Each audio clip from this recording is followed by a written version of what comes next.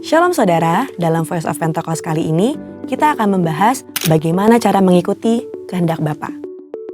Apakah saudara pernah merasa sudah berbuat baik, melakukan banyak hal, bahkan berkorban, namun sepertinya permohonan kita tidak dijawab atau tidak sesuai dengan harapan kita? Dalam Matius 26 diceritakan tentang Yesus yang menghadapi waktu-waktu terakhir sebelum penangkapan di Taman Getsemani. Yesus takut dan ia berdoa 3 kali supaya cawan atau hal yang akan ia lewati boleh berlalu. Namun Yesus tetap berserah, biar kehendak Bapa lah yang jadi. Seringkali kita berdoa dan meminta supaya doa kita dijawab. Namun sebenarnya kita sering sudah memiliki atau mengharapkan jawaban sesuai dengan keinginan kita sendiri, bukan merindukan jawaban yang datang dari Bapa. Sikap Yesus menunjukkan betapa ia dihadapkan pada keadaan yang sulit. Tetapi Yesus memilih untuk berdoa dan meminta supaya kehendak Bapa yang jadi. Dalam doa Bapa kami yang diajarkan oleh Tuhan Yesus kepada murid-muridnya, ada satu bagian yang berbunyi, "Jadilah kehendak-Mu di bumi seperti di surga." Doa ini mengajarkan kita untuk hidup berserah dan percaya sepenuhnya kepada Bapa.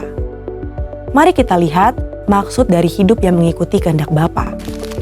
Pertama, kesadaran untuk menempatkan kehendak Bapa di atas kehendak pribadi. Kita adalah orang yang sudah ditebus dengan harga yang mahal, lunas dibayar oleh darah Kristus. Dalam Roma 6 ayat 22 disebutkan, kamu telah dimerdekakan dari dosa dan menjadi hamba Allah.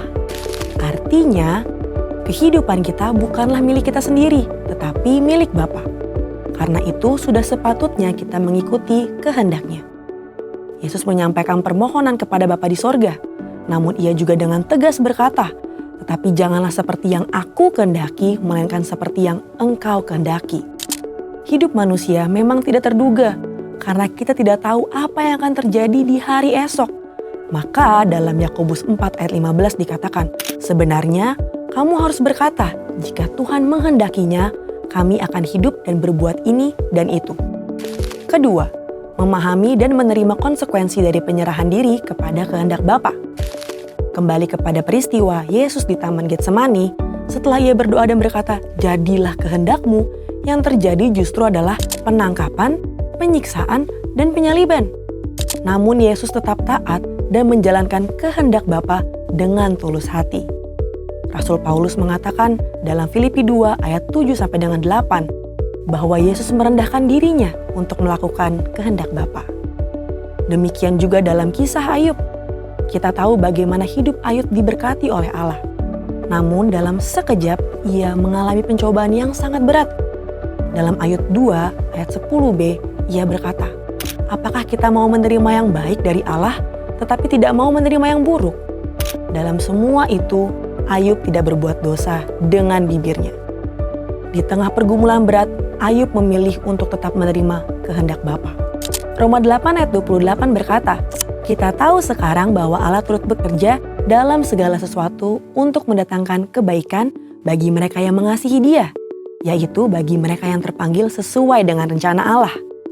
Mungkin saat ini kita belum tahu apa yang sedang dikerjakan Tuhan. Mungkin kita sedang berada dalam prosesnya. Tapi akan tiba waktunya kita bisa berkata, saya tahu sekarang bahwa selama ini Allah turut bekerja. Tuhan Yesus tidak pernah mengecewakan saudara. Mungkin tidak mudah, tapi mari kita sama-sama berjuang untuk menjadi pribadi yang mengikuti kehendak Bapa. Dengan menyadari bahwa hidup kita adalah milik Bapa dan dengan segenap hati, taat serta penuh ketulusan. Sekarang, saya ingin mengajak saudara untuk berdoa Bapa kami.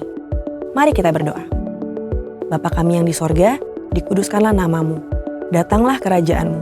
Jadilah kehendak-Mu di bumi seperti di sorga. Berikanlah kami pada hari ini makanan kami yang secukupnya. Dan ampunilah kami akan kesalahan kami, seperti kami juga mengampuni orang yang bersalah kepada kami. Dan janganlah membawa kami ke dalam pencobaan, tetapi lepaskanlah kami daripada yang jahat. Karena Engkaulah yang mempunyai kerajaan dan kuasa dan kemuliaan sampai selama-lamanya. Amin.